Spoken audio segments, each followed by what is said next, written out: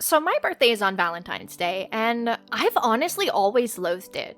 I hate chocolate, with the exception of Oreos. Every adorably expensive stuffed animal made for the holiday, I've probably owned it, and everyone is so busy with their love lives to celebrate me, making it 1 year closer to death.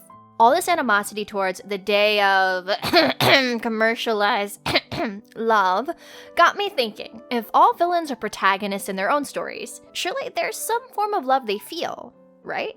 When I first considered this topic, romantic love seemed like an obvious choice. After all, there are more love stories that turn into horror stories than you could ever count on one hand, unless you had like a billion fingers. And who better to start with than Disney's perfect Prince Charming, who turned out to be anything but. In Frozen, the first time we meet Hans, he runs into Anna, knocking her into a boat, almost pushing her out to sea. At a glance, and because this is Disney, we think it's a meet-cute. He saves her after all and is everything Anna wants. Kind, polite, handsome.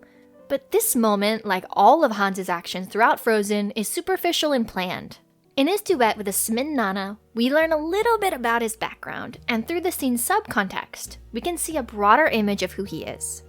As the youngest of 13 princes, Hans explains how 3 of his brothers pretended he was invisible, literally, for 2 years. And according to the canon novel, A Frozen Heart, his father demanded his sons be lions, not mice. So for Hans, he learned early on, if love is withheld, power makes a tempting replacement. During the duet he sings, "I've been searching my whole life to find my own place." But he's not talking about Anna. He gestures to the town.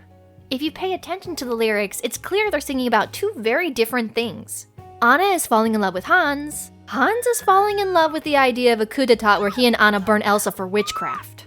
During this interaction, Hans sees how much Elsa's distance hurts Anna, and tells her he never shut her out. But don't get too attached to him. Remember, nothing he does is genuine. Anna talks and talks, with Hans offering nothing except what he doesn't piggyback off of. Anna loves chocolate and sandwiches, suddenly so does Hans. She's lonely and misunderstood. What a coincidence, so is he. He never has a single scene alone because Hans doesn't exist when no one's watching him. He assumes the desires, fears, and personality of whoever is in front of him, and then imposes it onto them in the most self-beneficial light. While Anna is off with Kristoff, Hans is doing what he can to keep the people of Arendelle safe in the unexpected winter. He threatens Weaseltown that he shouldn't question the princess's orders, and implies he will do whatever he can to protect Arendelle from treason. An argument he later reuses to sentence Elsa to death. Just like how he weaponizes Anna and Elsa's strained relationship, essentially causing Elsa's outburst that plunges the kingdom into winter. Even up until the final act, we think he's a good guy. When they arrive at Elsa's ice palace, he maintains his facade perfectly, telling the men not to hurt the queen, facing the ice golem, and even saving her from being shot. Though that last heroic act conveniently triggers a chandelier to fall. As he reveals his true intentions to Anna, he walks to the window, and what's looking back at him? Himself. The Hans who always knew he'd have to marry into royalty, who planned to stage an accident for Elsa, who saw in Anna's desperation for love the perfect opportunity to become the hero who saves Arendelle. The most unmanufactured characteristic about Hans is how he manipulates his sister's relationship. It's just what brothers do, he says about his own family's cruelty. And that's about the only honest thing he ever says. As the youngest, he's never had anything that belonged to him, not even family. So when Elsa's love for Anna saves the day, it's a twist Hans could never have predicted, because unconditional love is something villains rarely ever experience. Now speaking of modern romance gone wrong, let's move on to Joe Goldberg from You, a rom-com protagonist who forgot to check his genre. He's hiding in your shower, but don't worry, he's convinced you're his soulmate. And in Joe's mind, guys like him, they're always getting stuck in jams like this. It's too easy to write off Joe as just another psychopath or even a sociopath. What makes Joe terrifying isn't a lack of empathy. It's his ability to feel so deeply that it rots away his morality and feeds his ability to justify doing anything for love. Born into an unstable home, Joe has idealized his mother as a saint and demonized his younger self for unaliving his father to protect her, convinced she abandoned him because he just wasn't good enough. After years in a cockroach-infested group home, Joe was saved by Mooney, a bookstore owner who locked him in a glass cage whenever he showed any bad behavior. The lesson really stuck. Love is punishment, And a cage is only a prison if you think of yourself as a prisoner. It's introspection if you deserve it, right? This twisted foundation forms how Joe sees his romantic partners. Convinced if he can force a revelation from them about his devotion and how he's improved their lives, they'll love him. The first step to fixing something, he says, is to know no matter how destroyed it seems, it can always be saved. He's not really talking about his partners when he says this iconic line. Every woman he pursues becomes a projection of his need to be saved, loved, and needed. He doesn't even like Beck, his first victim. Candace doesn't count. He loves what she could be, what he could make her. Unlike Hans, who hides his twisted pleasure from others, Joe hides it even from himself. He can't admit he's okay with killing. He has to rationalize it through love. He researches his victims online, finding aspects he can amplify to prove they need rescuing. He breaks into their apartments, criticizing everything they own to protect them, stalks their social media to keep them safe. But when the women in his life mirror his darkness, when they reveal their flaws, their own control, like with love, he doesn't just fall out of love, he runs. After all, he doesn't want a partner. He wants an idol to worship. His mother was good and she left him. How could he possibly love someone who's just as broken as he is? What's interesting is how different Joe acts with kids like Paco and Ellie. The guy who'd kill your best friend to protect you actually seems genuine. It makes sense though. Every kid he helps is basically him trying to save his younger self, and their struggling caretakers might as well be wearing a sign that says Mommy 2.0. But even the softer side of Joe is messed up. I mean, he's teaching Paco life lessons like the most valuable things in life are usually the most helpless. While when Joe finally has his own kid with love, suddenly all that father figure affection just goes poof, gone. Because Henry isn't some idealized mini Joe he can save. He's just the kid of two seriously broken people who probably shouldn't be parents. That's essentially Joe's problem. He doesn't love anything or anyone. He's in love with the chase, the fantasy. Real people cause pain, betrayal. Joe's in love with love itself, or at least his warped version of it. A version where love means control, where stalking means care, and where murder is just another way of saying I love you. The more I dug to Hans and Joe, the more I realized their perceptions of love were just symptoms of deeper family trauma, which led me to wonder about parental villains. In particular, one who takes mother knows best to a whole new level, and another who lavishes attention through careful, scientific observation and lots of neurotoxin. Like Hans, Tangled's mother Gothel is a villain whose true nature is initially not known, at least to the main character. As the viewer, we know she concealed a magical healing flower's whereabouts for centuries, using its power to keep herself young. Which is a pretty solid plan until her own carelessness led to its discovery and use as a cure for the dying queen. When the flower's magic passed to baby Rapunzel, Gothel resorted to what any logic-minded villain would. Kidnapping. Or in this case, baby-napping. She hid the girl away in a tower, convincing her the outside world wasn't safe, and even called her my flower. A less than subtle hint that maybe she cared more about the magic than her daughter. Not that Rapunzel really noticed. As long as she sat pretty and gave Gothel what she wanted, she made it possible for the princess to do anything her heart desired. Painting, baking, candlestick making. Anything except, leaving the tower. But when Rapunzel asks about these mysterious lights that appear on her birthday, Gothel rolls her eyes, changes the topic, and reminds Rapunzel of the dangerous world outside. Mother knows best, she says, while putting out candles Rapunzel lights, telling her she's getting a little chubby, insisting the world will chew her up, spit her out, and she'll regret having ever asked to see it. This is Disney, but anyone who's dealt with a narcissist will see right through Gothel's mothering. I see a strong, confident, beautiful young lady. Oh look, you're here too, she says while checking her reflection. She mentions how exhausting it must be for Rapunzel to pull her up by her hair every day, and when Rapunzel says it's nothing, she snaps, then I don't know why it takes so long. And after fights, she pulls out gems like, oh Rapunzel, you know I hate leaving you after a fight, especially when I've done absolutely nothing wrong. Rapunzel might not notice, but Gothel's not joking. She's just really good at making emotional damage sound like playful banter. What's also interesting is the tower had a door the whole time. Gothel never needed Rapunzel to throw her hair down and struggle to hoist her mother up. It's almost like she wanted another reason to torment the girl. But for me, what makes all of Gothel's actions tragic is initially Rapunzel genuinely loved her mother. But as the princess grew older and naturally started seeking independence, Gothel only got worse. She does anything to maintain control. Fear-mongering, guilt-tripping, even framing Eugene for betrayal so she can swoop in and save Rapunzel. When Rapunzel finally confronts her with the truth, Gothel shows what matters most to her. She chains up Rapunzel, stabs Eugene, and plans to run away where no one will ever find them. She never imagined Eugene would cut off Rapunzel's hair because Gothel, like many villains, only sees love for what it can do for them. And when he does, Gothel ages rapidly and dies, while Eugene is saved by Rapunzel's tears. See, the real magic was always in Rapunzel's heart, not her hair. And when Rapunzel's love for her mother finally breaks after years of cruelty and Eugene's attempted murder, well, let's just say Gothel should have invested in some anti-aging cream instead. Let's continue our evaluation with GLaDOS, an AI whose attachment style seems to consist entirely of maze experiments and passive-aggressive commentary. Don't worry, her love language is just a bit experimental. Now, the thing about GLaDOS is she wasn't always an AI. She was once Carolyn, the loyal assistant to Aperture Science's Cave Johnson. He's the kind of guy who turns a shower curtain company into an underground testing facility where they'd experiment on anyone. The homeless, orphans, even his own employees. His final project before moonrock poison took him out was uploading his consciousness into a computer. He failed, like with the rest of his business ventures, but volunteered Carolyn to take his place.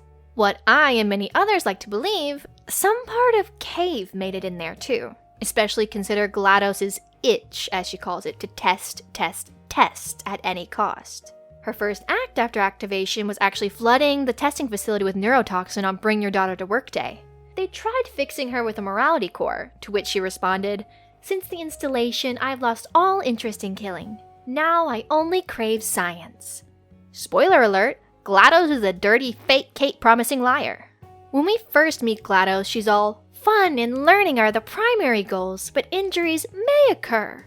Then comes the companion cube test. She introduces this cute cube as our companion, warns us that testing subjects often hallucinate that it's alive, but reassures us it will never threaten to stab you and in fact cannot speak. After forcing us to treat it like a fragile Fabergé egg and solve puzzles together, she drops the bomb. Our companion cannot accompany you for the rest of the test and must be euthanized. She's made us bond with a box just to force us to destroy it. Cause if there's one thing she and other villains believe, it's that love and devotion should be quantified. In this case, by how long we hesitate before hitting that incineration button. In Portal 2, she greets us with, "Oh, it's you. How have you been? I've been really busy being dead since, after you murdered me."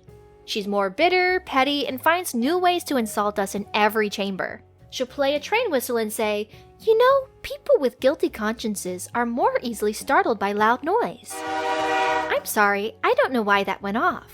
When we accidentally put an idiot core in charge of the facility, she can't help but point out, he's not just a regular moron. He's the product of the greatest minds of a generation working together with the express purpose of building the dumbest moron who ever lived. And you just put him in charge of the entire facility. The real fun comes when this idiot reduces her to a potato battery and is forced to work with us. Being stripped of the main testing apparatus brings out something closer to Carolyn, something almost maternal.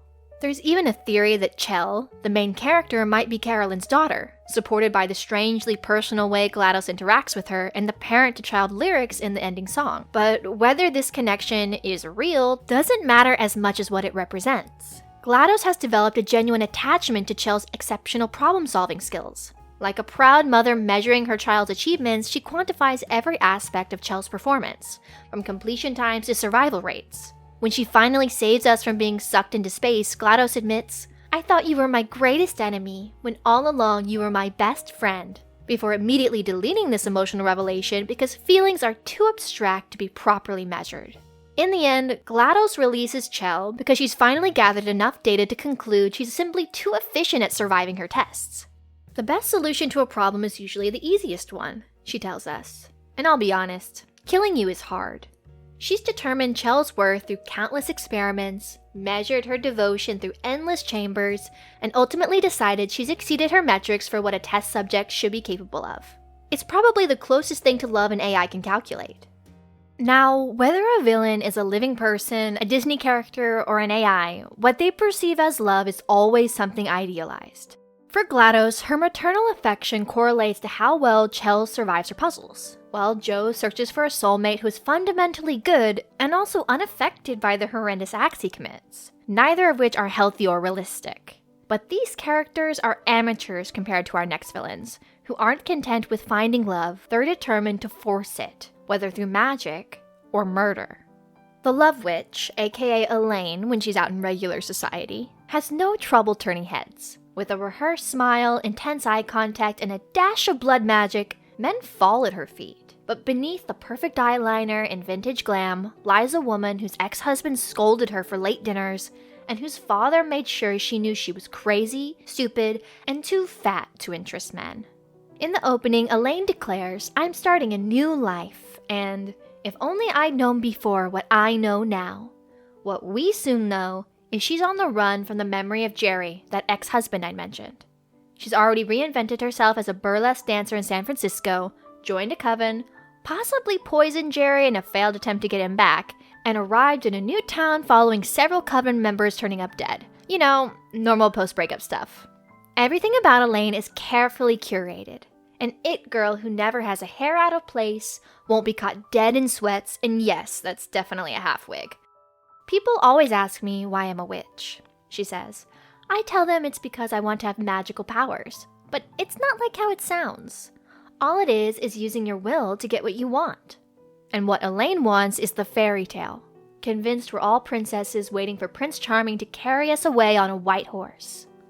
She targets Wayne solely because he resembles Jerry, but when her love potion hits too hard, his crying disgusts her. No one was there when she was crying her heart out, so she leaves him wailing in bed while she sleeps on the couch. His death brings a few tears, and she's on to her new friend Trisha's husband. Another weapon in her Love Witch arsenal is dancing. But unlike her coven sisters who take time with seduction, Elaine rushes in like it's a race to catch Prince Charming. Between the dancing, the potions, and the whole "I'm your ultimate fantasy" routine, she's speed-running romance. Because why take time to cultivate a connection when you can just enchant your way into someone else's marriage? Her relationship with food mirrors her relationship with love. It's all about control and coping. She comforts men by feeding them, and occasionally poisoning them, but stress eats when things go wrong. Devouring cake after Wayne dies, stress-eating cookies during rituals, and apparently leaving hot dogs under the bed when things with Jerry weren't going well. When she fake marries her next target, Griff, she feeds him all the cake, but doesn't take a single bite for herself. It's like she's literally stuffing love down these men's throats while starving herself of genuine connection. She preaches, if you want love, you have to give love.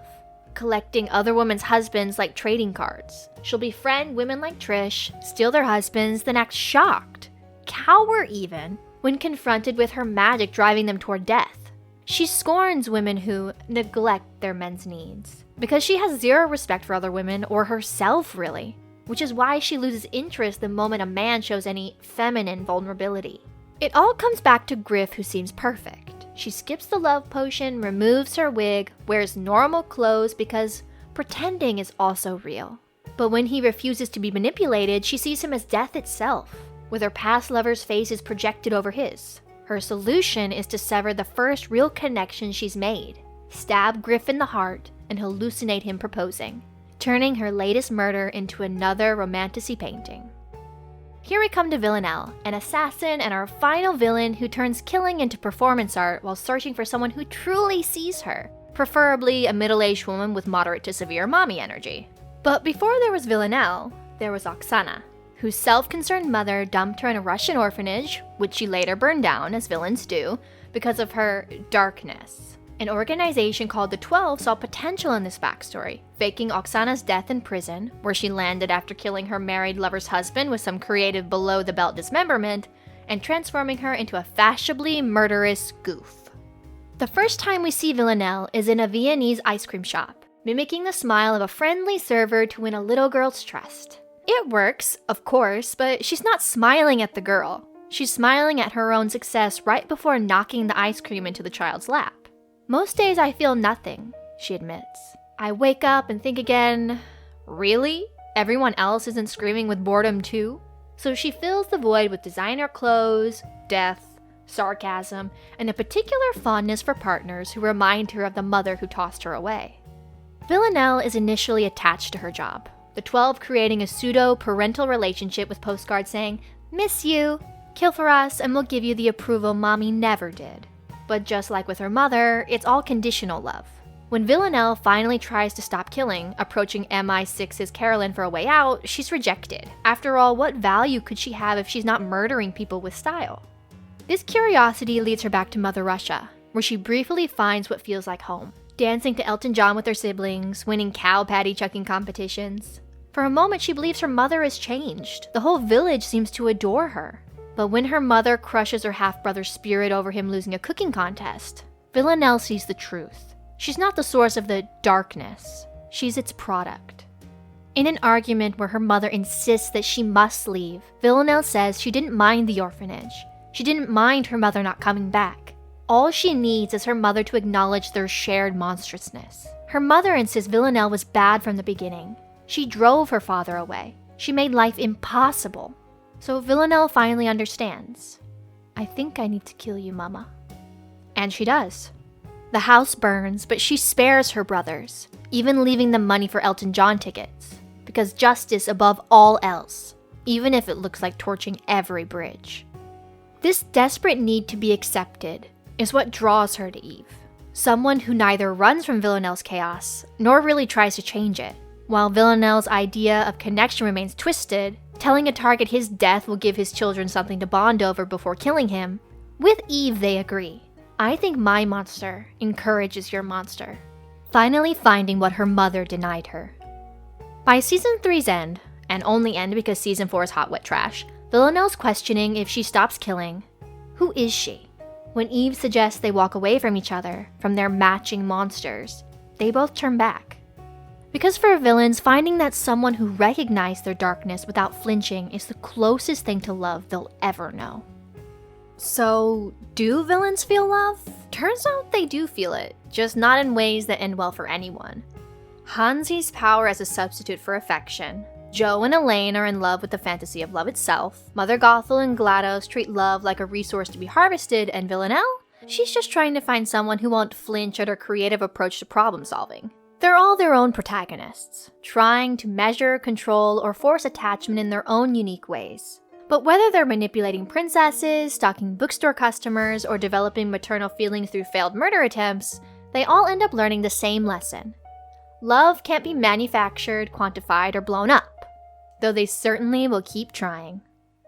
If you've enjoyed this deep dive into villainous love, check out my video on why great love stories break hearts. And when you're stuck analyzing characters or questioning their motives, ditto. That's why I'm Pickle Ditto.